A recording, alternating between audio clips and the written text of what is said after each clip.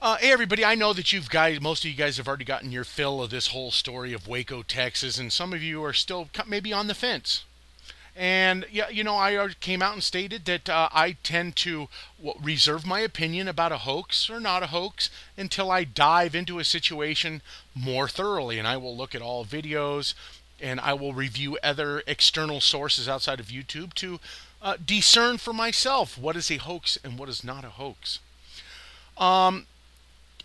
First of all, let us review here some of the particulars that we're being told.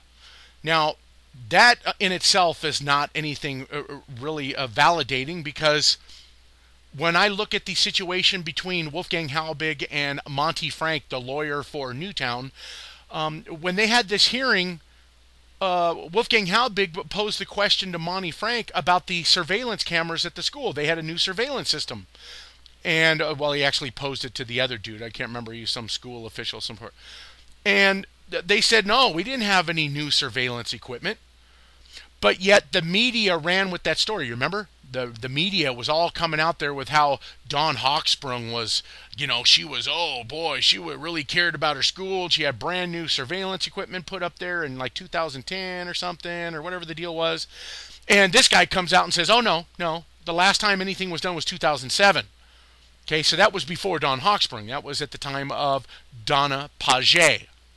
Everybody says Page, but it's Paget. Anyway, so what struck me odd about that situation right there, in which I incorporate here, is that how come Newtown, how come the Bee, how come the Courant, or how come the Dispatch or the Patch or whatever they're called, how come nobody ever contacted them and told them, hey, listen, there was no new surveillance equipment put there. You need to correct your story. We're now almost 3 years later, 2.5 years later, 12, 13, 14, yeah, almost 3 years later, and not one correction to the mainstream media's narrative that it was brand new equipment when it really wasn't. So who's lying and who's not? And here, it's really hard to tell because you have the cops telling you one thing, the media telling you one thing, and you don't know how to discern the situation. So I have to do the next best thing that I can do. Let's put the clues together here with me. And I think I'm ready to go out on a limb and say that this is most definitely a hoaxed event. And here's why. 1. 5 biker gangs show up at a sports bar all at the same day at roughly the same time. 5 biker gangs. So, what was the whole purpose of them being there? Was it a gang war? Or is it somewhere that they tend to always go to? Well, if 5 different gangs showed up, then wouldn't that mean that they subscribe to the exact same social media and oh, hey, we're going, oh yeah, we'll go too. Hey, oh yeah, we'll see you there. Of course they wouldn't do that, right? Of course not. So, but we have 5 gangs there. Now, the cop narrative and the mainstream media narrative is what? That the opposing biker gang members fought over a parking spot, right? So, how come the cops aren't coming out and telling you that, hey, they were actually meeting there because it was going to turn into a gang war? Well, okay, so now we're having a problem here, right? Is it they showed up all these 5 gang members, different biker gangs because it was going to be a gang war? Or is it because they frequent this establishment often? And I'm going to disprove that part of it. So then that means that if all of these bikers then showed up because they don't go here ever, then that would mean that the cops are lying to us about it being over a parking spot, right? It was most likely they all showed up because it was going to turn violent. Well, that's not the case, really, is it? And how do we kind of know this? Well, for one thing, the cops come out and have stated that we have been keeping tabs on these bikers, and they were there 30 seconds after the shooting started. So that tells you that they claim that they're monitoring them, or this was a hoaxed event and they were there for the hoax, right? And their narrative is that, yes, we were monitoring them. But how come they don't come out and state that this was a gang war, right? That's okay. Here's the other thing. If the bikers truly, according to their narrative, turned the guns on the cops, how did the shooting stop and everything progress afterward?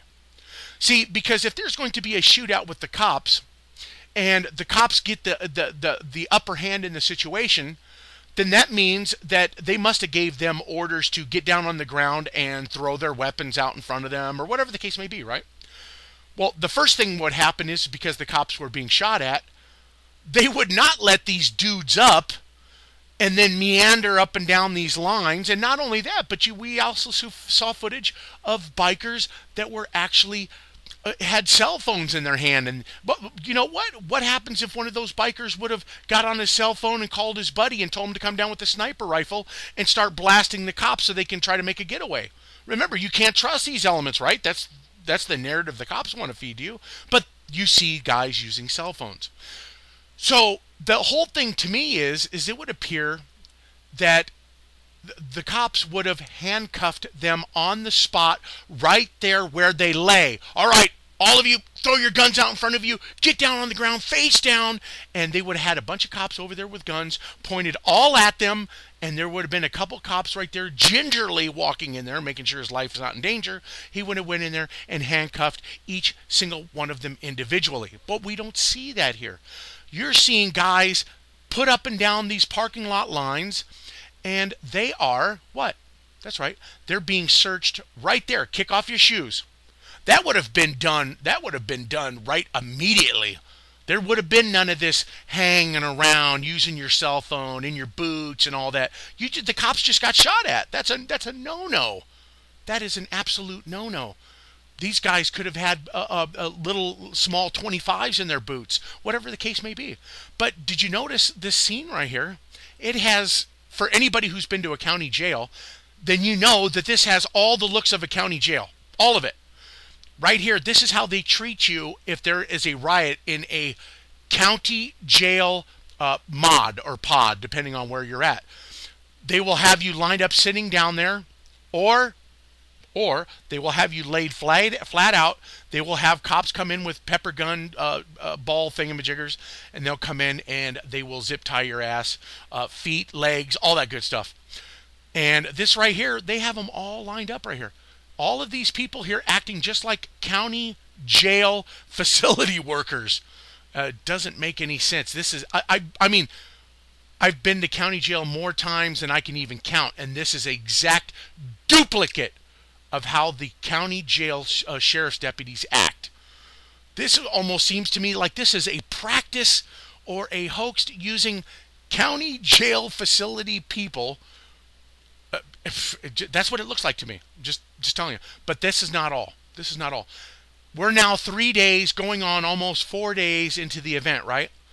Now, you see the footage right here, okay? Take a look. You see the footage all around. And you saw that there's other businesses all over the place here, right? You saw it when it first started off. Look at this. Okay, this one here. Look at where all these guys are, right? Now, this over here, this direction is Twin Peaks, right here. Okay? The business over here is the one right there. They don't have one surveillance camera? Not one. Not one surveillance camera right here at the door.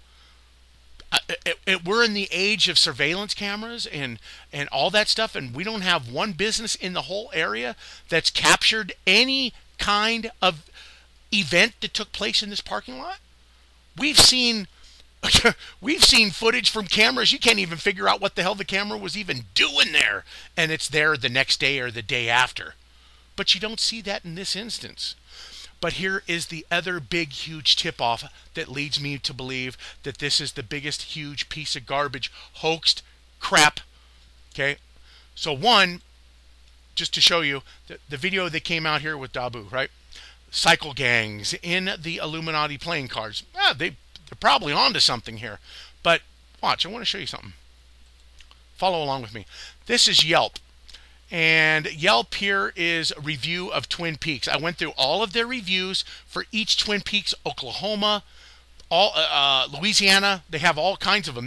Twin Peaks is pretty huge. You know, relatively speaking. They're a pretty huge sports bar all over the place. This one happens to be reviews for Waco, Texas. Guy from Sparks, Nevada. Waco. Moody, Texas, talking about Waco. Right here. Texas, Austin, Texas, Waco, Waco, Hillsboro, Waco, Waco. Okay, so just to show you, these are all about the Waco, Texas Twin Peaks Sports Bar. Okay, so let's review. Was on vacation staying in Waco for a couple nights. It was just down the street. Didn't like the place. Food was bad. Had a few drinks. Okay. So, point is a little side rant. If you're not a single guy or a couple guys, don't expect much attention. Apparently, couples and women don't tip. That's the only review they gave. If I could give negative stars, I would. Cafeteria grade food. Cost me too much. They actually stole money from me. The wings were below average. The sample platter. It took us almost 3 times of asking to get their bill. Help was nice, yes, but the food was below average. Long story short, they stole money from me and would not fix. I was so... This guy right here, just... Interestingly, this lady posts the same day this incident happened, right? Was it the 17th or the 16th that happened? But they find their comment here really quickly after the event took place. Interesting. But nothing about bikers, you know, nothing about bikers being there at this place, frequenting it. That's my whole point here about all of these comments. Food isn't good. Food service is slow. Yesterday was our first time having bad service. Now, we'll get back to this one. We'll come back. Okay. We waited 20 minutes before anyone asked us for drinks. Love this place. Beer's okay. Great place to watch. This place has all the markings of a good night. Great location. Then he comes down here. Watch this. He was cut off after the 4th drink. 8 co-workers I had worked dinner here. We arrived at 7, had a few drinks, dinner, and the conversation was good. A few more people joined in later, so I decided to stay and have a few more frosty brown beverages and keep them company. Sorry, this was not possible, because at 11 p.m. I was told I was cut off. Does this sound like a frickin' bar or a sports bar that bikers would hang out? Remember, this was about a fight about a parking spot, as if these bikers tended to frequent this place all the time. If it isn't about them frequenting it all the time, then it must mean that they were there for a biker war. And if they weren't there for a biker war and the cops are lying to you, then it's a hoax, everybody. It's a freaking hoax. The shock and the horror, I was cut off. So this doesn't have any of the earmarkings at all of a typical place that a biker would even go to. Okay? 1, cutting off people after the 4th drink, that's a no-no, especially in the biker parlance. Yeah, right here. None of these. Go to every single one of these reviews. Not one stinking review here says anything about that there is too much of a biker element. On one day, you have 5 biker gangs showing up there as if they go there all the time. And the only fight that was there was over a parking spot. Somebody's lying. Either the cops are lying that this was a gang war or this was a hoax. And it can't be because it was a gang war, right? Come on now. So why the hell did they go there? And something tells me it has something to do with Twin Peaks being utilized for this hoax.